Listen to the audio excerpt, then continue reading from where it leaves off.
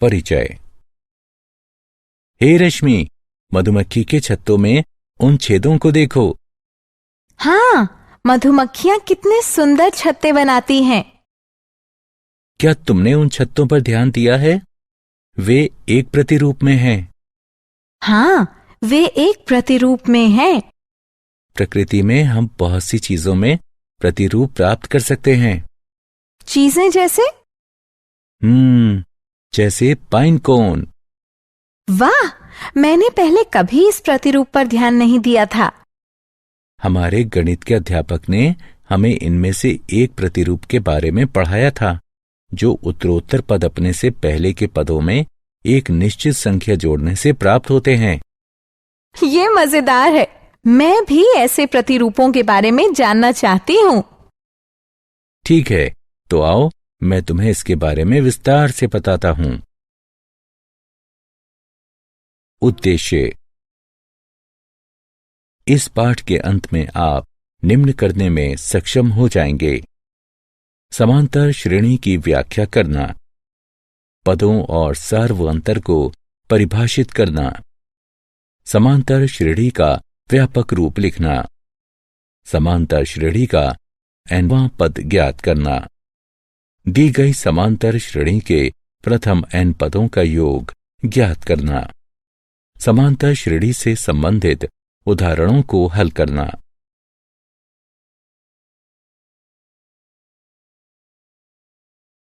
परिभाषा। प्रकृति में बहुत सी वस्तुएं एक प्रतिरूप का अनुसरण करती हैं, जैसे सूरजमुखी के फूल की पंखुड़ियां, कैक्टस पर पाए जाने वाले प्रतिरूप इत्यादि। समांतर श्रेणी इस प्रकार के प्रतिरूपों का अध्ययन है। समांतर श्रेणी को समांतर श्रृंखला भी कहा जा सकता है। समांतर श्रेणी के बारे में बात करने से पहले आइए जान लें कि श्रृंखला क्या होती है। श्रृंखला उन संख्याओं का समूह होती है जो एक निश्चित प्रारूप का अनुसरण करते हैं। हम श्रृंखला की प्रत्येक संख्या को पद कहते हैं। श्रृंखला के इन उदाहरणों को देखिए। यह पहला पद है, यह दूसरा पद है, यह तीसरा पद है, और इसी तरह आगे भी। एक समांतर श्रेणी संख्याओं की एक ऐसी सूची है जिसमें प्रत्येक पद अपने पहले पद के अतिरिक्त अपने पद में एक निश्चित संख्या जोड़ने पर प्राप्त होता है। यह निश्चित संख्या AP का सार्वअंतर कहलाती है। इस श्रृंखला को देखिए। हम देख सकते हैं कि यहाँ सार्वअंतर 3 है। व्यापक रूप से हम एक समांतर श्रृंखला को निम्न प्रकार लिख सकते हैं, जहां A पहला पद है और D पदों के बीच का अंतर, जिसे सार्वअंतर कहते हैं। इस उदाहरण को देखो। हम देख सकते हैं कि इस श्रृंखला में प्रत्येक पद में 3 का अंतर है, अतः 1 बराबर 1 यानी पहला पद, और D बराबर 3 यानी पदों के बीच सार्वअंतर। A और D के प्रयोग से श्रृंखला का निर्माण करें।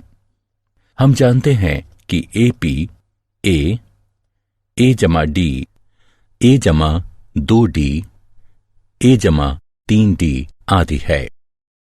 A और D का मान रखने पर हमें प्राप्त होता है 1 जमा 3, 1 जमा 2 गुणा 3, 1 जमा 3 गुणा 3 आदि, जिससे श्रृंखला 1, 4, 7, 10 आदि प्राप्त होती है।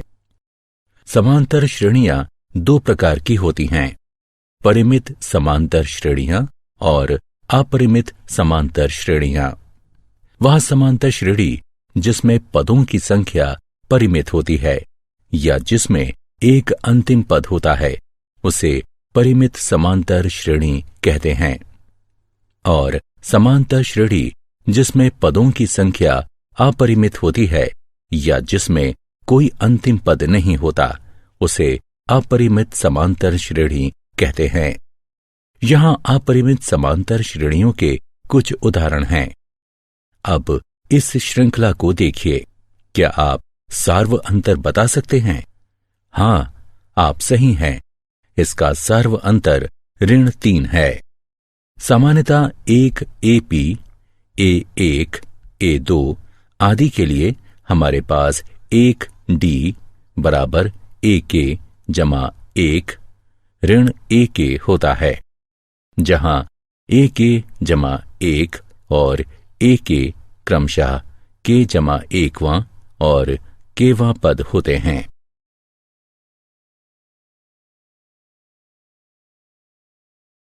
उदाहरण।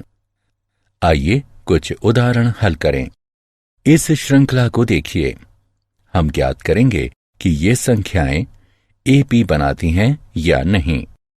यहां A1 ऋण 3 है, A2 ऋण 3 है, A3 ऋण 3 है, इत्यादि। आइए A2 ऋण A1 ज्ञात करें, जो कि 3 ऋण 3 के बराबर है, जो कि 3 जमा 3 बराबर 6 के है। साथ ही A3 ऋण A2 बराबर ऋण 3 बराबर ऋण 6 है। इसी तरह A2 ऋण A1 A3 ऋण A2 के बराबर नहीं है। दी गई श्रृंखला समांतर श्रेणी नहीं है।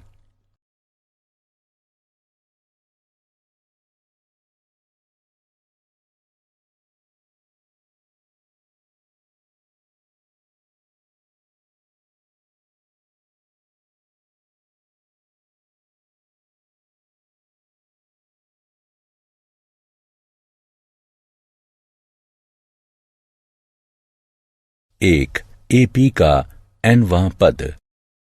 यदि एक समांतर श्रेणी का पहला पद A1 है और उत्तरोत्तर पदों का सार्व अंतर D है, तो श्रृंखला का nवां पद निम्नलिखित होगा।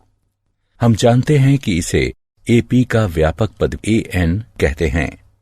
यदि AP में M पद हैं, तो AM अंतिम पद को निरूपित करता है, जिसे कई बार L से भी निरूपित करते हैं।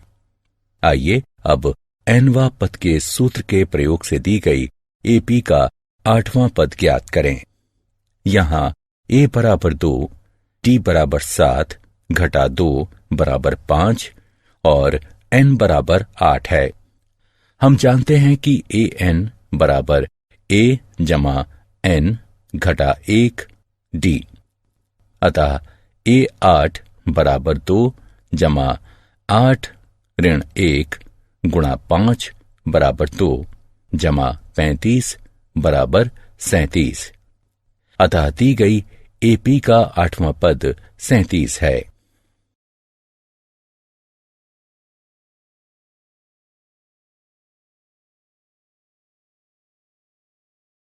उदाहरण। वह AP ज्ञात कीजिए जिसका चौथा पद 6 और 7वां पद 9 है। हल। दिया गया है कि चौथा पद 6 और 7वां पद 9 है। अतः A4 बराबर A जमा 4 घटा 1 D। इसलिए जो A जमा 3D बराबर 6 के है, इसे 1 के रूप में अंकित कीजिए और A7 बराबर A जमा 7 ऋण 1 D, जो कि A जमा 6D बराबर 9 के है, इसे 2 के रूप में अंकित कीजिए। अब रैखिक समीकरण युग्म 1 और 2 को हल करने पर हमें प्राप्त होता है A बराबर 3 और D बराबर 1। अतः वांछित AP 3, 4, 5, 6, 7 है।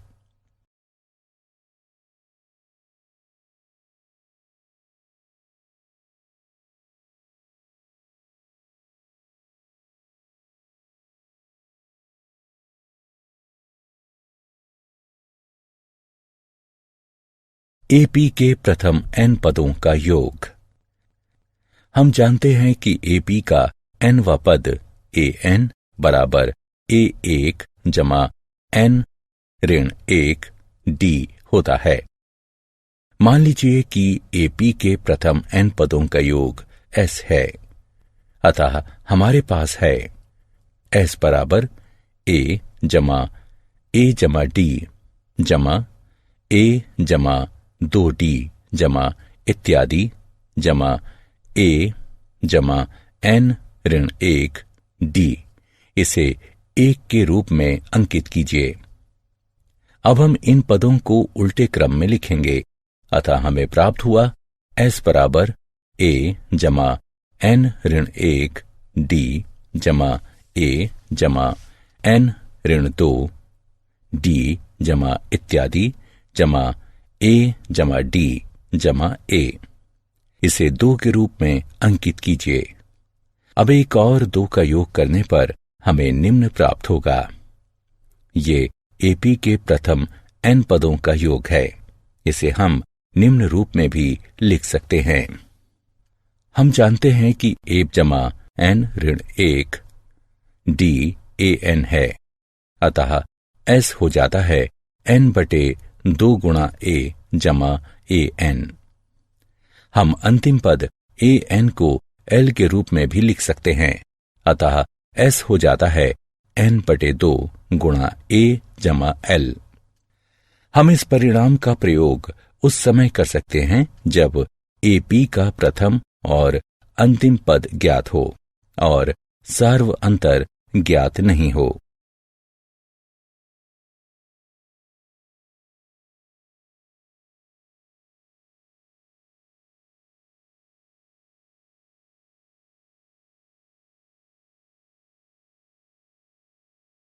उदाहरण AP बराबर 2, 4, 6 इत्यादि के प्रथम 40 पदों का योग ज्ञात कीजिए। हम देख सकते हैं कि दी गई श्रेणी AP है, जिसका प्रथम पद A बराबर 2 और सार्व अंतर D बराबर 2 है। हमें प्रथम 40 पदों का योग ज्ञात करना है, अतः n बराबर 40। हम जानते हैं कि s बराबर n बटे 2 2a जमा n ऋण 1 d, अतः s 40 बराबर 40 2 गुणा 2 जमा 40 ऋण 1 2 बटे 2, जो कि 20 4 जमा 78 बराबर 1640 के बराबर है। अतः AP के प्रथम 40 पदों का योग 1640 है। प्रथम 1000 धनात्मक पूर्णांकों का योग ज्ञात कीजिए।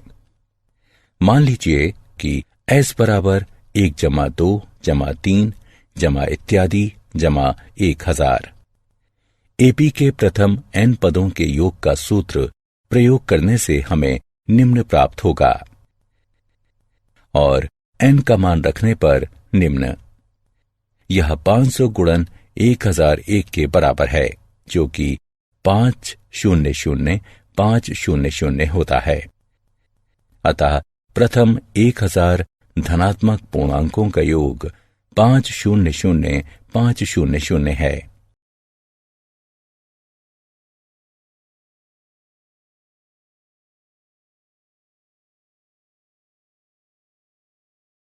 प्रथम n धनात्मक पूर्णांकों का योग ज्ञात कीजिए। मान लीजिए कि Sn बराबर 1 जमा 2 जमा 3 जमा इत्यादि जमा n। हम देख सकते हैं कि a बराबर 1 और अंतिम पद ln है, अतः सूत्र Sn बराबर n बटे 2 गुणा a जमा l का प्रयोग करते हुए हमें निम्न प्राप्त होगा। अतः प्रथम n धनात्मक पूर्णांकों का योग Sn बराबर n गुणा n जमा 1 बटे 2 होगा।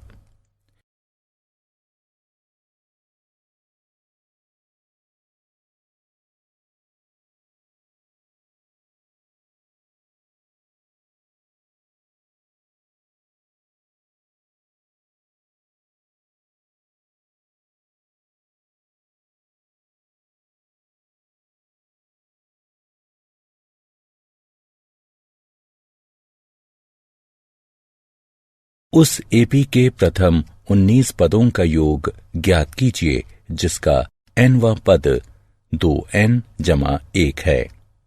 क्योंकि nवां पद 2n जमा 1 है, अतः प्रथम पद बराबर 2, 1 जमा 1 बराबर 3, द्वितीय पद बराबर 2, 2 जमा 1 बराबर 5 आदि, और 19वां पद बराबर 2, 19 जमा 1 बराबर 39।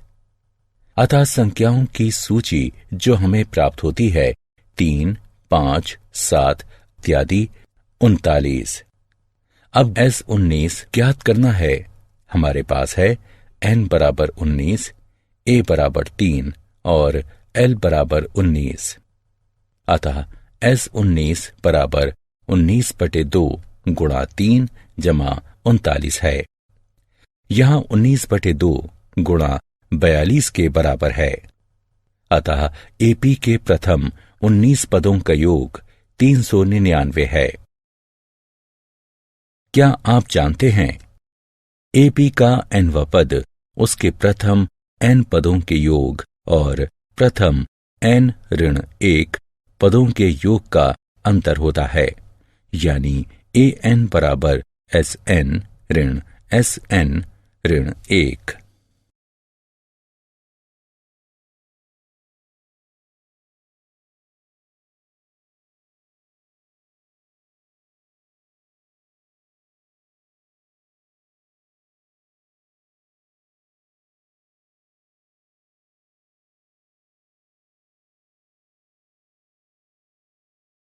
सारांश।